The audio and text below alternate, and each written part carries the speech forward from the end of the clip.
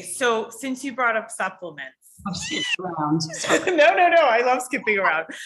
So magnesium would be one that you recommend for pretty much anybody, any midlife woman.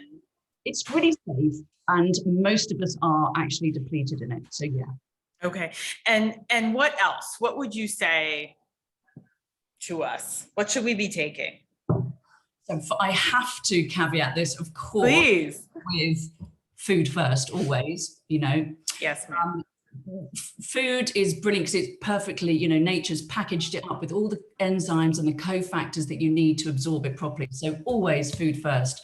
But I recognize that that isn't always possible. So, I mean, it's ideally you would want to be getting a kind of individualized protocol just for you. But Sure. if I do a kind of blanket across the board, a fish oil, because it's super anti-inflammatory, and most of us aren't eating 2 portions of oily fish a week. Right. Not most of the time. Lots of us are vegan and veggie, so we won't be doing that at all. So, you know, if you are not, then you should be looking at an algae oil for your omega-3.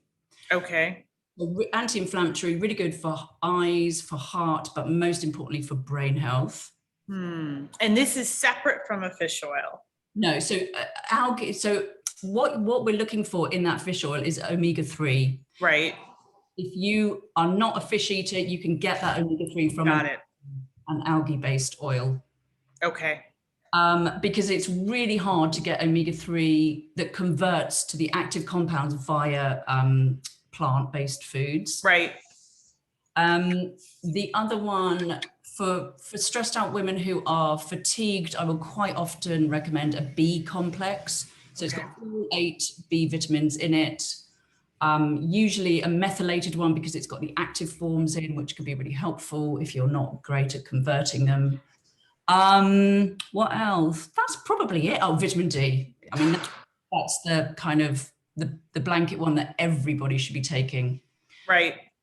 So ideally you want to have a D3 with a K2. So vitamin D3 is the active form, and then you want a vitamin K2 ideally with it, because it helps to take the calcium from your arteries, which is where we don't want it, and kind of deposits it into your bones.